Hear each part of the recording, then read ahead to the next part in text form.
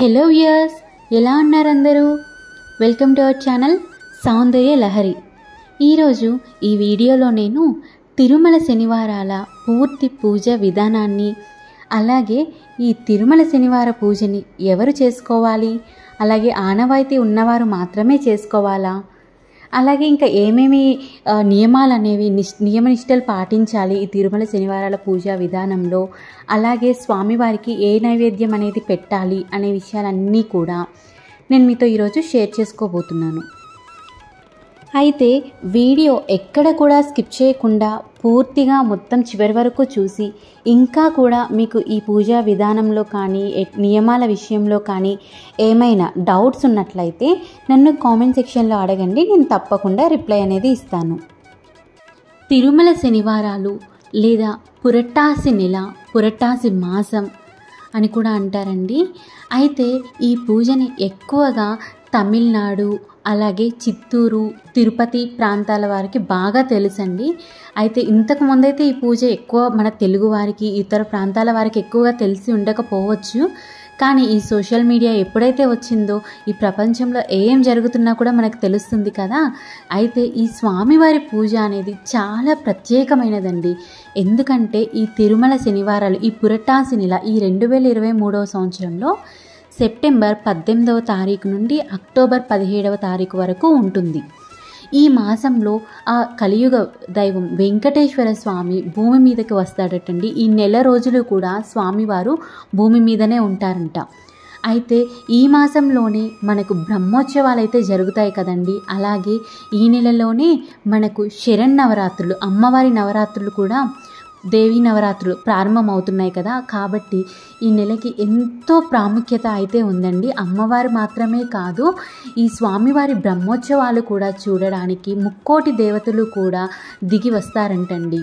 కాబట్టి ఈ తిరుమల శనివారాల పూజ అనేది మనం చేసుకున్నట్లయితే కేవలం ఆ వెంకటేశ్వర స్వామి ఆశీస్సులు మాత్రమే కాకుండా ముక్కోటి దేవతల ఆశీస్సులు కూడా మనకు లభిస్తాయి. ఈ తిరుమల శనివారాల పూజ చేసుకోవడం అనేది ఒక అదృష్టంగా భావిస్తారటండి అందరూ. అయితే ఈ సంవత్సరం ఈ తిరుమల శనివారాలు 4 వారాలు మాత్రమే వచ్చాయి. అయితే కుదిరిన వాళ్ళు ఒక్క వారమైనా చేసుకోవచ్చు, లేదంటే 4 వారాలు కూడా చేసుకోవచ్చు. అయితే మనకి వీలును బట్టి 4 వారాలు కూడా చేసుకుంటే చాలా మంచిదండి. ఈ పూజ చేసేటప్పుడు తప్పకుండా పసుపు రంగు దుస్తులైతే ధరించండి, చాలా మంచిదండి.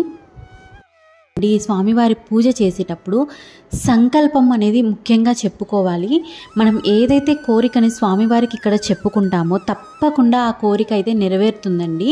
అందుకనే మనం సంకల్పం చెప్పుకునేటప్పుడు మనం ఈ పూజ ఎందుకోసం చేస్తున్నాము, ఎన్ని వారాలు చేస్తున్నాము, అలాగే ఈ సంకల్పం కాకుండా అలాగే ప్రతి ఒక్కళ్ళు, ఇంట్లో ఉన్న ప్రతి ఒక్కళ్ళు కూడా తిరునామం అయితే ధరించాలండి. తిరునామం పెట్టుకోవాలి ఇంట్లో ఉన్న వాళ్ళందరూ.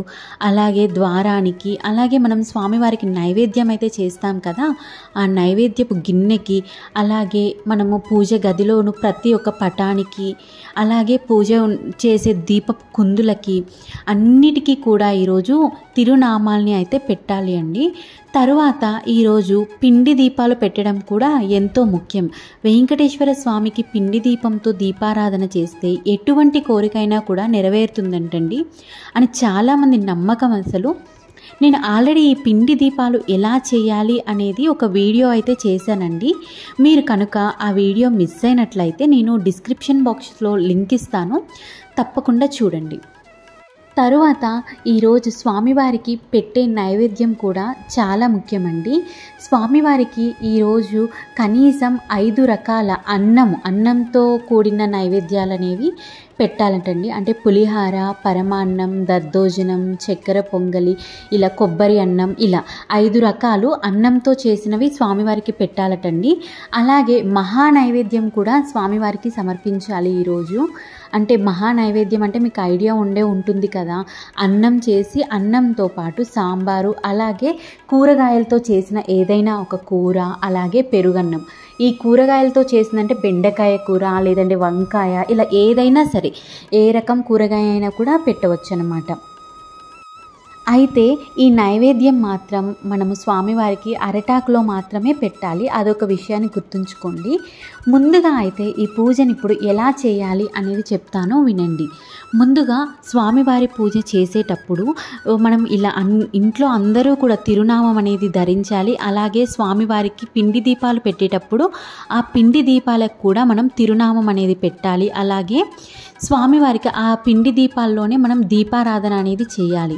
ఒకవేళ మీకు పిండి దీపం చేయడం రాకపోయినా, లేదంటే పిండి దీపం చేసి దీపారాధన చేయడం కుదరకపోయినా కూడా దీపపు కుందులు ఉంటాయి కదండి, మనం వేటితో అయితే దీపారాధన చేస్తామో ఆ దీపపు కుందులకైనా సరే మనము ఈరోజు తిరునామాన్ని అనేది పెట్టాలండి తప్పకుండా. తర్వాత దీపారాధన అనేది చేయాలి. ముందుగా సంకల్పం అనేది చెప్పుకోవాలి.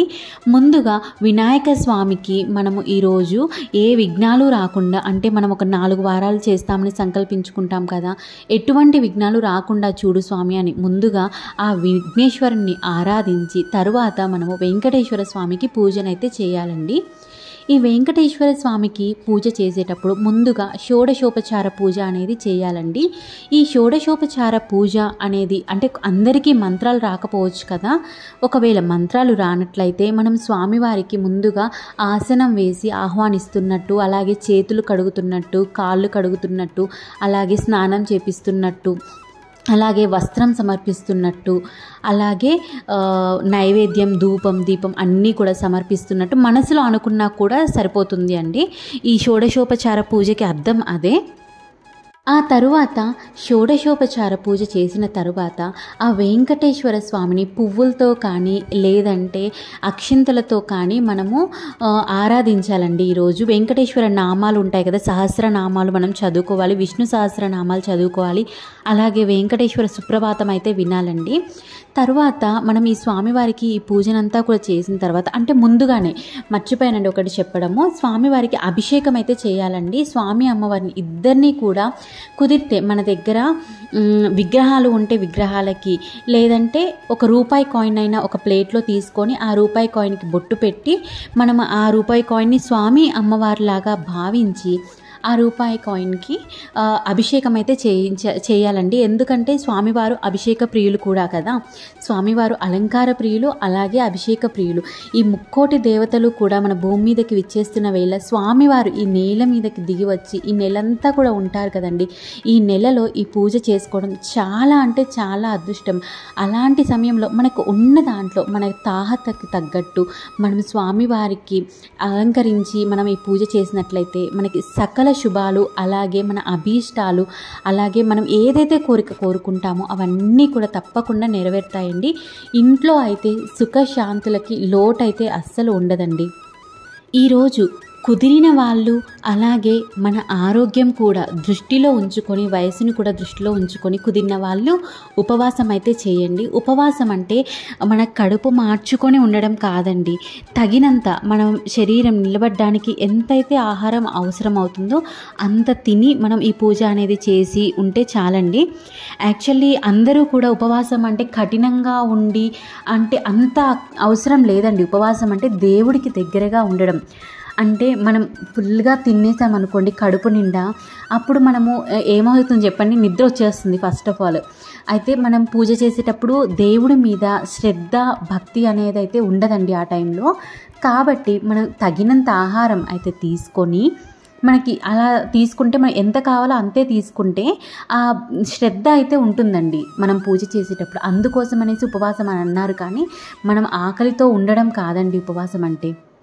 కుదిరితే ఇలా ఉపవాసం కూడా చేసి స్వామివారి పూజ అయితే చేయండి. అలాగే తిరునామాలను మర్చిపోకండి.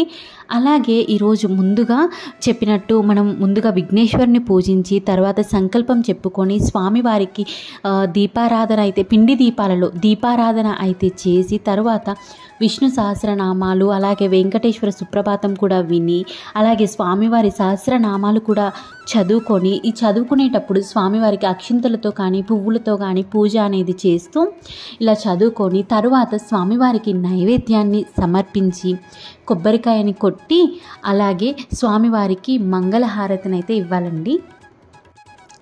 ఇంత ఆడంబరంగా కానీ ఇంత అలంకారం చేసి కానీ ఇదంతా కూడా చేయక్కర్లేదండి. ముందుగా అయితే మనం కావాలి అనుకుంటే, మనకి ఓపిక ఉంటే, మన దగ్గర అంటే ఇలా అలంకారం చేయగలము అనుకుంటే మనకి తాహతకు తగ్గట్టు చేయొచ్చండి.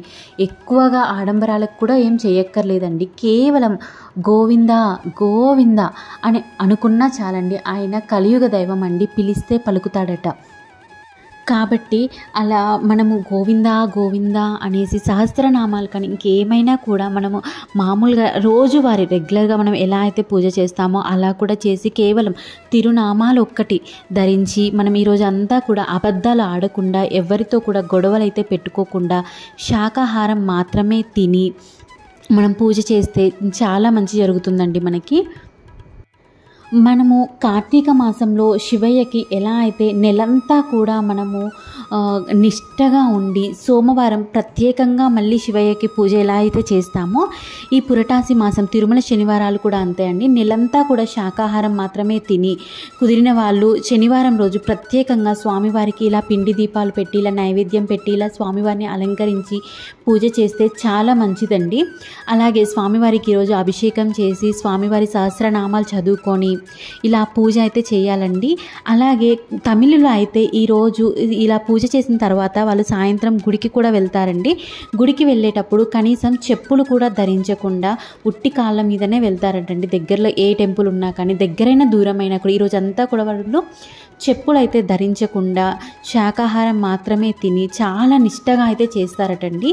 కుదిరితే శాకాహారం మాత్రమే తిని ఈ నెలంతా కూడా పూజ చేయగలిగితే ఎంతో అదృష్టం అండి. ఈరోజు స్వామివారికి తులసి మాలనైతే సమర్పించండి. తులసి మాలతో కానీ, తులసి ఆకులతో కానీ మనం పూజ చేసినట్లయితే చాలా మంచిది ఈరోజు.